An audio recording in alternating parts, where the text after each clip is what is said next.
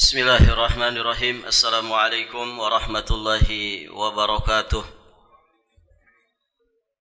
Innal hamdalillah usalli wa usallimu ala Rasulillah Muhammad ibn Abdullah wa ala alihi wa ashabihi wa mawalah. Asyhadu an la ilaha illallah wahdahu rabbi la syarikalah wa asyhadu anna Muhammadan abduhu wa rasuluh. قال الله تعالى في كتابه الكريم يا أيها الذين آمنوا اتقوا الله حق تقاته ولا تموتن إلا وأنتم مسلمون أما بعد اللهم علمنا ما ينفعنا وانفعنا بما علمتنا وزدنا علما. Para hadirin ikhwati fiddin wa akhwat fillah rahimani wa rahimakumullah. Kita masih di pembahasan tentang babus syafa'ah. Di pembahasan yang lalu kita menjelaskan tentang ayatul kursi, yakni di surat Al-Baqarah ayat 255 yang terkait dengan bab syafa'at, yakni pada kalimat man dzalladzi yashfa'u indahu illa biidnih. Siapakah yang dapat memberi syafaat di sisi Allah tanpa seizin dari Allah Subhanahu wa taala? Sangat jelas sekali dari kalimat ini Allah Subhanahu wa taala menafikan kemampuan menyampaikan syafaat secara independen, ya, tanpa izin dari Allah Subhanahu wa taala. Sehingga kaitannya dengan pembahasan tauhid juga sangat jelas sekali. Kalau kemudian Allah menafikan kemampuan menyampaikan atau memberikan syafaat dengan sendirinya pada makhluk, maka berarti meminta syafaat kepada makhluk ini termasuk perbuatan syirik. Memintanya kepada Allah Subhanahu wa taala itulah tauhid. Dan para jamaah yang dirahmati Allah Subhanahu wa taala, maka dari sini jelaslah apa yang diminta oleh orang-orang musyrikin.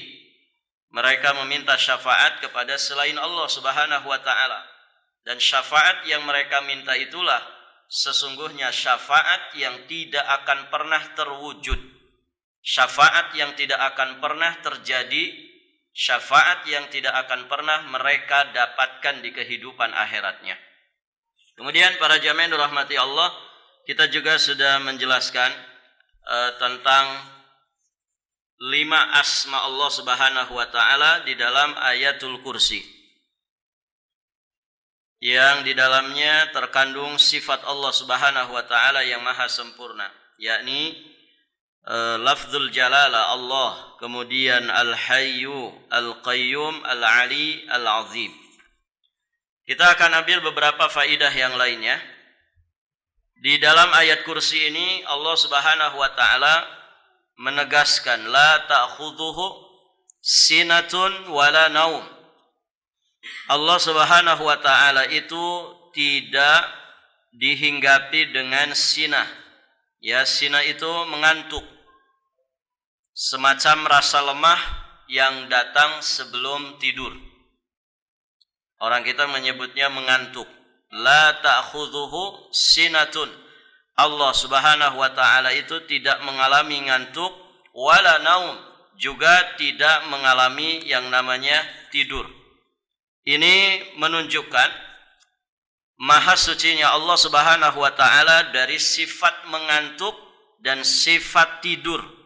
Yang keduanya, ngantuk dan tidur ini sifatnya siapa?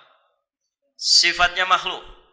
Ini adalah sifat khusus bagi makhluk yang sesungguhnya menunjukkan kekurangan pada diri mereka. Berarti ya, kekuatan manusia itu terbatas, karena manusia ada ngantuknya, manusia ada tidurnya. Kalau sudah ngantuk, kalau sudah tidur, maka dia melemah. Siapapun yang kemudian akan memadharati dirinya, dia akan sangat mudah memberikan madharat kepada dirinya, saat ngantuk juga saat tidur. Makanya doa tidur kita memasrahkan jiwa raga kita kepada Allah. Karena ruh kita di genggaman Allah Subhanahu wa taala di saat kita tidur. Bayangkan ya, orang kalau berbuat jahat kepada kita di saat tidur sangat mudah dia melakukannya. Nah, ini sifat khusus bagi makhluk. Nah, tentunya para jamaah ini mustahil ada pada diri Allah. Bagaimana Allah memiliki sifat lemah? Ya, orang tuh kalau ngantukan apa? Kesannya apa? Kalau di mana-mana ngantuk begitu. Lagi taklim ngantuk, di kantor ngantuk, ya bahkan sedang nyetir ngantuk, lagi ngobrol sama istrinya tiba-tiba tertunduk ngantuk. Ini kalau orang ngantukan begini, para jamaah kesannya apa? Ini orang loyo, orang ini lembek, orang ini lemah, kan begitu. Ya. Ini sifat naqs, sifat kekurangan. Baik para jamaah, itu mending ngantuk gitu ya. Ngantuk itu kan antara sadar dan tidak sadar. Ada sebagian orang di mana-mana bisa tidur, ya. Kata orang pelor, ya asal nempel dia molor, begitu ya. Nah, itu para jamaah yang dirahmati Allah. Ini sifatnya makhluk. Tidak mungkin ada pada diri Allah Subhanahu wa taala. Al-Hayyu Al-Qayyum. Maha hidupnya Allah adalah maha hidup yang maha sempurna. Demikian pula kekuatan Allah Subhanahu wa taala, qayyumnya Allah Subhanahu wa taala adalah qayyum yang maha sempurna. Baik, para jamaah yang dirahmati Allah Subhanahu wa taala. Jadi ayat ini menjelaskan kepada kita tentang maha sucinya Allah dari sifat mengantuk dan tidur, yang keduanya merupakan sifat khusus yang ada pada makhluk yang menunjukkan tentang kekurangan mereka. Kemudian pelajaran berikutnya di sini juga ada sifat masyiah bagi Allah. Wala yuhituna bi syai'in min ilmihi illa bima syaa. Dan mereka tidak mengetahui apa-apa dari ilmunya Allah melainkan apa yang Allah kehendaki. Ada sifat ilmu, ada sifat masyiah bagi Allah. Allah itu alim, memiliki ilmu yang tidak terbatas pada ruang lingkup tertentu. Ilmu Allah yang maha luas meliputi segala sesuatu. Kemudian sifat masyiah, sifat kehendak. Allah itu berkehendak sesuai dengan kemuliaan dan keagungan Allah Subhanahu wa taala. Kemudian juga dari ayat ini menjelaskan kepada kita tentang penetapan kursi bagi Allah Subhanahu wa ta'ala. Wasi'a kursiyuhus samawati wal ard. Kursi itu apa? Maudhi qadamain lillahi azza wa jal, yakni tempat kedua telapak kaki Ar-Rahman, Allah azza wa jalla. Tentu para jamaah yang dirahmati Allah, bagaimananya ini tidak boleh kita pertanyakan, ya, karena Allah Subhanahu wa ta'ala dan Rasulnya tidak menjelaskan tentang itu. Kita imani karena ada ayatnya. Kita imani sebagaimana datang ya di dalam Al-Quran, datang di dalam sunnah Nabi SAW. Dan kita wajib mengimaninya tanpa merubah-rubah maknanya, kemudian tanpa menafikannya atau mengingkarinya, dan tanpa menyerupakannya dengan segala sesuatu yang selain Allah Subhanahu wa ta'ala. Dan kita jangan bertanya tentang kaifiatnya. Intinya kursi itu maudhi qadamain lillahi azza wa jalla, ya, tempat kedua telapak kaki Ar-Rahman azza wa jalla. Dan kursi Allah merupakan makhluk yang terbesar setelah arasy-Nya Allah Subhanahu wa ta'ala. Kemudian para jamaah yang dirahmati Allah, dari sini juga kita bisa memahami tentang sifat ulu. Sifat ulu bagi Allah Subhanahu wa ta'ala. Ini diambil dari kalimat wa huwal aliyyu. Al-ali. Di ayat yang lain disebutkan dengan al-a'la, atau juga disebutkan dengan al-muta'ali. Semuanya adalah asma Allah yang husna, yang artinya adalah maha tinggi. Kita pernah sampaikan bahwa tidak sempurna iman kita kepada asma Allah sampai kita meyakini bahwa di dalam asma Allah terkandung sifat yang maha sempurna, tanpa aib, tanpa cacat sedikit pun. Berarti selain kita mengimani nama ini bagi Allah Subhanahu wa taala, yakni Al-Ali, Al-A'la, Al-Muta'ali, maka kita pun wajib mengimani ada sifat apa di dalamnya? Ada sifat apa? Sifat apa, ikhwan? Sifat ulu. Ulu itu sifat maha tinggi. Allah zat yang maha tinggi, berarti ada sifat ketinggian bagi Allah Subhanahu wa taala. Allah itu maha tinggi, terpisah dari seluruh makhluknya. Dan itu adalah sifat yang sesuai dengan kemahamuliaan, kemahabesaran, kemahaagungan Allah Subhanahu wa taala sebagai Rabbul Alamin. Ya. Barakallahu fikum. Baik, para jamaah. Nah, sifat ulu itu ada dua. Ada uluwuz zat, kemudian ada uluwuz sifat. Jadi sifat ulu, maha tingginya Allah itu ada dua. Pertama, tinggi zatnya. Allah Subhanahu wa taala itu maha tinggi dengan zatnya, sesuai dengan kelayakan Allah sebagai Rabbul Alamin. Kemudian Allah juga maha tinggi sifat-sifatnya. Allah tidak pernah memiliki sifat-sifat yang rendahan. Tidak ada. Tidak ada sifat aib, tidak ada sifat cacat, tidak ada sifat kurang, tidak ada sifat rendahan bagi Allah Subhanahu wa taala. Kalaupun Allah disifati di beberapa ayat atau di beberapa hadis Nabi sallallahu alaihi wasallam, Allah disifati dengan beberapa sifat yang kalau secara sekilas sifat itu sifat naqs, sifat yang menunjukkan kekurangan. Contoh, makar, al-kaid, al-khida', yukhadi'una Allah wa huwa khadi'uhum, innahum yakiduna kaida wa akidu kaida wa makaru wa makarallah wallahu khairul makirin. Ayat-ayat ini menjelaskan kepada kita bahwa Allah punya sifat khida'. Allah Subhanahu wa taala punya sifat makar. Allah Subhanahu wa taala punya sifat kaid, yang semua maknanya mirip. Tipu daya, muslihat, begitu ya, makar. Makar ya bahasa kita. Orang bermakar. Berarti melakukan tipu daya, melakukan muslihat. Baik, para jamaah. Sekilas sifat-sifat ini adalah sifat kurang, sifat cacat, sifat yang aib, sifat yang rendahan. Tapi Allah menyebutkannya. Wa akidu kaida. Dan aku juga menipu mereka. Wa makaru wa makarallah. Mereka bermakar, Allah juga bermakar. Wallahu khairul makirin. Allah Subhanahu wa taala itu sebaik-baik pembuat makar. Yukhadi'un Allah wa huwa khadi'uhum. Yukhadi'un Allah.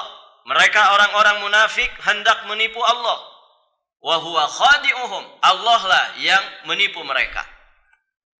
Barakallahu fiikum. Perhatikan, Allah menyebutkan tentang dirinya bahwa dirinya sebaik-baik pembuat makar. Allah menipu orang-orang munafik. Artinya membalas makar, membalas tipu daya dan muslihatnya orang-orang kafir. Maka kalau sekilas kita melihat sifat-sifat ini sifat-sifat yang naqas. Sifat-sifat yang menunjukkan kekurangan, aib, cacat. Ya, sifat yang rendahan. Barakallahu fiikum. Maka ketika kita memahami, ketika kita mendapatkan ini ayatnya ada dan Allah menetapkan itu, maka para ulama memberikan penjelasan bahwa sifat-sifat seperti ini kita tetapkan bagi Allah pada sifat sempurnanya. Karena sifat ini dari satu sisi dia sifat kurang, tapi dari sisi yang lain justru dia sifat sempurna. Begitu ya. Nah, kita tetapkan pada sisi kesempurnaan. Kalau orang-orang kafir, orang-orang munafik, mereka menipu Allah, membuat makar, membuat tipu muslihat kepada Allah, kemudian Allah tidak mampu membalasnya. Allah tidak mampu membalasnya. Kira-kira Ini kekurangan atau kelebihan? Kekurangan. Oh, berarti Allah itu lemah. Tidak bisa membalas tipu daya orang-orang kafir. Tidak bisa membalas makarnya orang-orang yang bermakar terhadap dirinya. Kalau kemudian Allah tidak mampu membalasnya, berarti ini sifat kurang. Maka yang kita tetapkan adalah sisi sempurnanya. Ketika Allah Subhanahu wa taala mampu membalas makar mereka, ketika Allah mampu membalas tipu daya muslihat mereka, nah pada sisi inilah yang kita tetapkan untuk Allah Subhanahu wa taala. Jadi Allah itu bermakar, Allah itu bertipu muslihat kepada orang-orang yang berhak mendapatkannya. Artinya sebagai balasan dari Allah Subhanahu wa taala yang menunjukkan kemahakuatan Allah, kemahakuasaan Allah Subhanahu wa taala.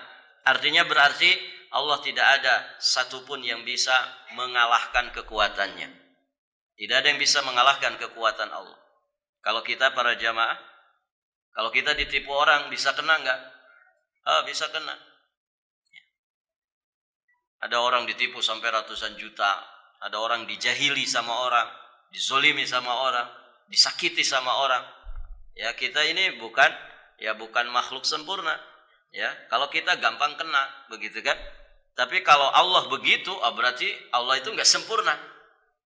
Tidak sesuai berarti sebagai Rabb. Tidak layak menjadi Rabb.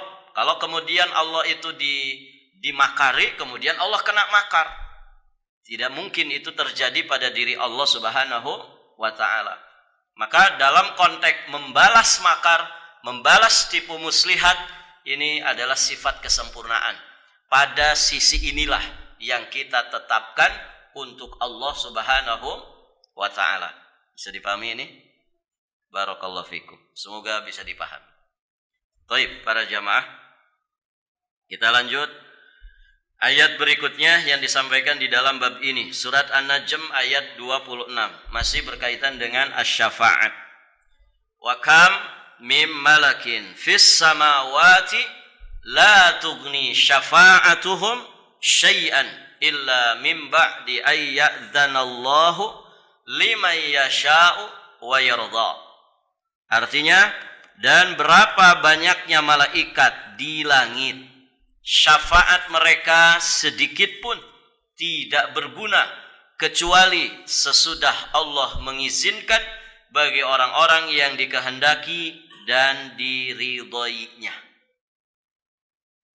Jadi sebetulnya sudah dibahas ya dari syarat-syarat terwujudnya syafaat. Nah, ini ayat-ayatnya, ini diantara dalil-dalilnya. Wa kam min malak, berapa banyak malaikat, ya, berapa banyak malaikat yang ada di langit. Ternyata syafaat mereka tidak bermanfaat. Berarti syahid ya di dalam ayat ini ya bisa dikatakan seluruh ayat ini.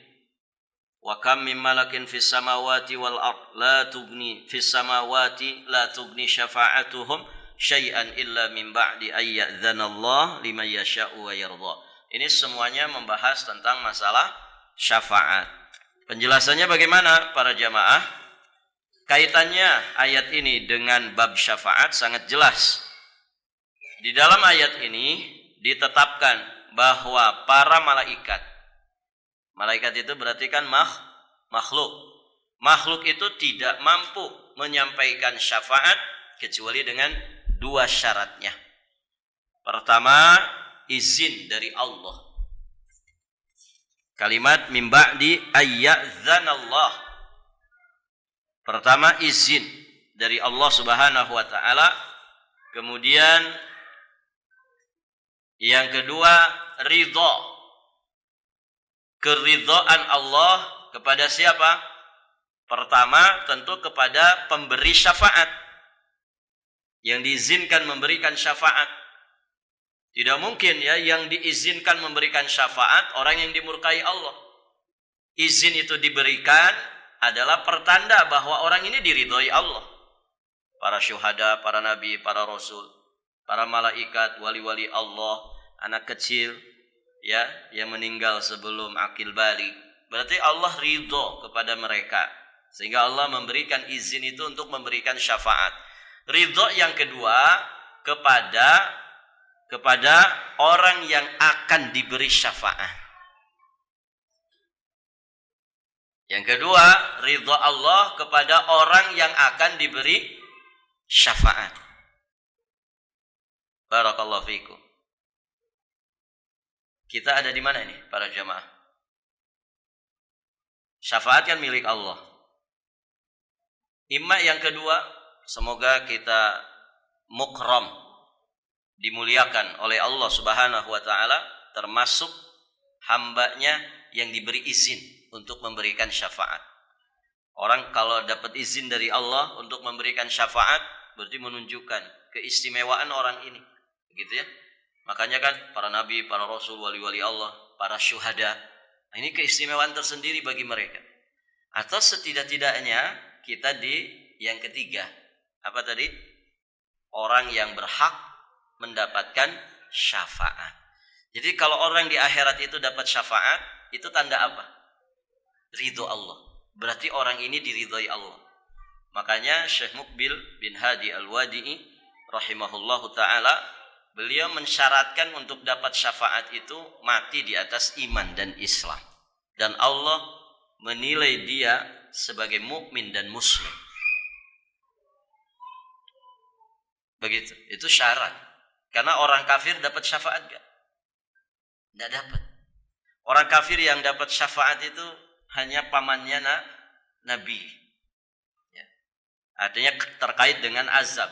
Kalau orang kafir yang dapat syafaat di padang mahsyar itu syafaat Nabi. Begitu ya. Tapi kan itu tidak pengaruh kepada nasib dia nanti apakah di nerakanya. Begitu ya. Itu belum finish di neraka, masih padang mahsyar. Jadi yang paling inti itu adalah syafaat ya, yang bisa menyelamatkan kita dari siksa api neraka. Setidak-tidaknya adalah menjadikan kita tidak kekal di dalam siksa api neraka.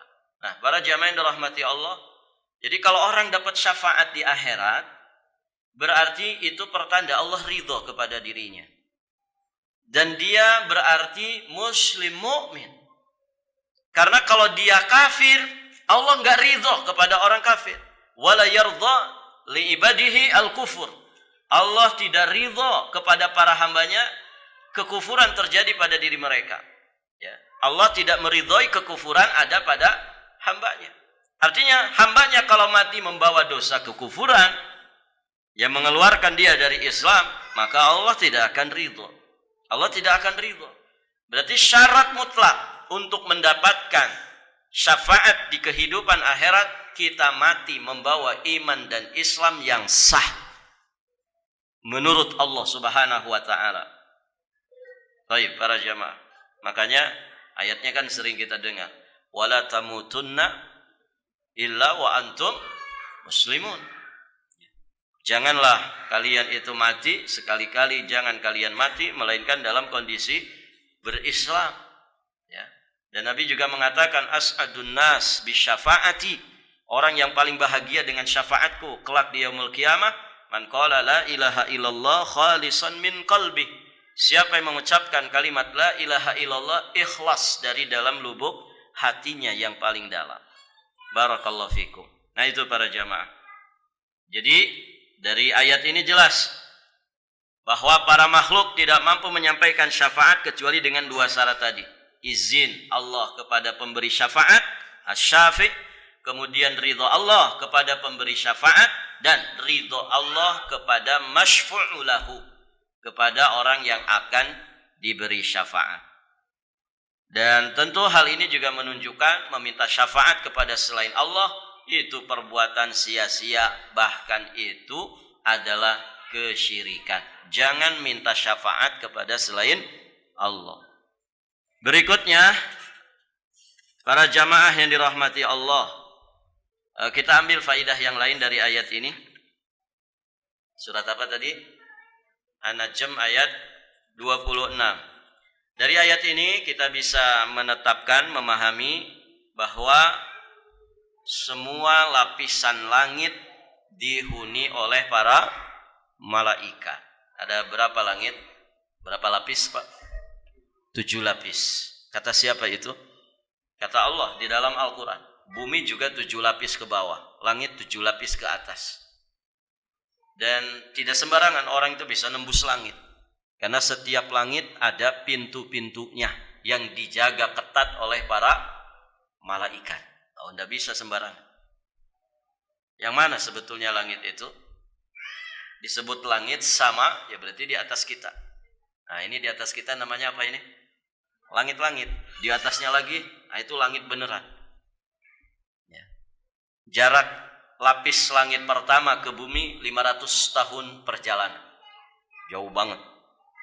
Lapis langit pertama punya ketebalan juga 500 tahun perjalanan. Jarak lapis pertama kedua itu 500 tahun perjalanan. Tebalnya lapis kedua juga sama, 500 tahun perjalanan. Jauh berarti.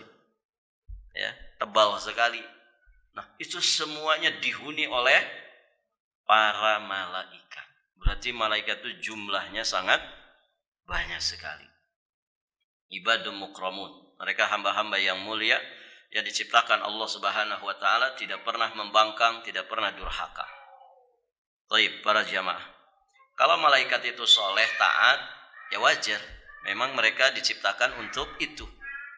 Tapi yang hebat itu manusia, ketika dia soleh, ketika dia bertakwa kepada Allah.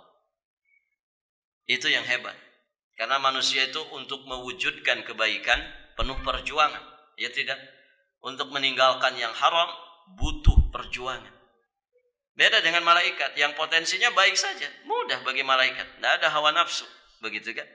Tapi kalau manusia, para jamaah yang dirahmati Allah, dia akan lebih mulia ya kedudukannya daripada malaikat ketika dia menjadi hamba Allah yang bertakwa dan mati di atas ketakwaan.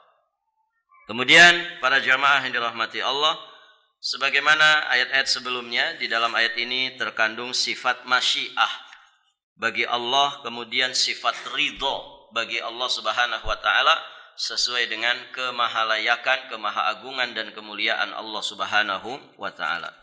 Berikutnya ayat terakhir dari bab ini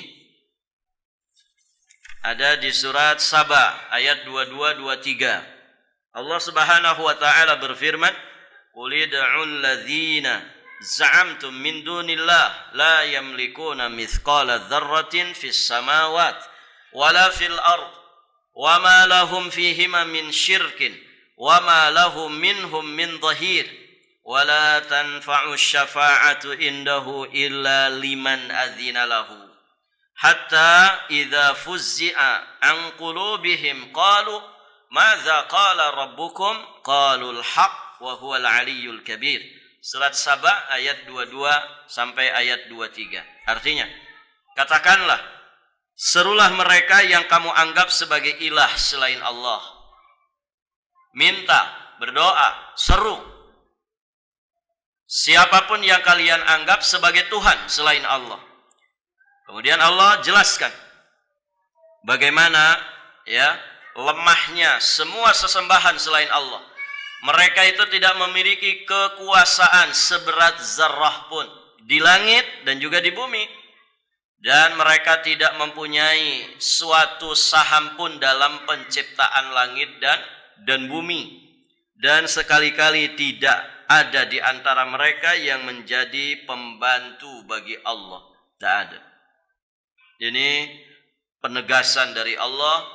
Semua sesembahan selainnya adalah sesembahan yang batil karena mereka tidak memiliki sifat kemahakuasaan, sifat kekuatan. Tidak ada. Kekuasaan tidak ada. Mereka tidak ikut andil di dalam menciptakan langit dan bumi. Tidak ada andilnya sama sekali. Artinya bukan sesembahan yang hak. Bukan sesembahan yang hak. Kemudian, nah di sini poin pembahasan tentang syafaat. Tidaklah berguna syafaat di sisi Allah melainkan bagi orang yang telah diizinkannya memperoleh syafaat itu. Sehingga apabila telah dihilangkan ketakutan dari hati mereka, mereka berkata, apakah yang telah difirmankan oleh Rabb kalian?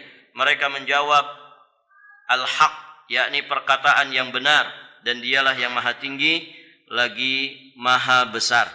Para jamaah yang dirahmati Allah, ini sebagaimana ayat sebelumnya, ayat ini juga menegaskan penafian tersampaikannya syafaat tanpa seizin Allah Subhanahu wa taala. Jadi enggak ada yang kuasa memberikan syafaat di akhirat tanpa izin dari Allah Subhanahu wa taala.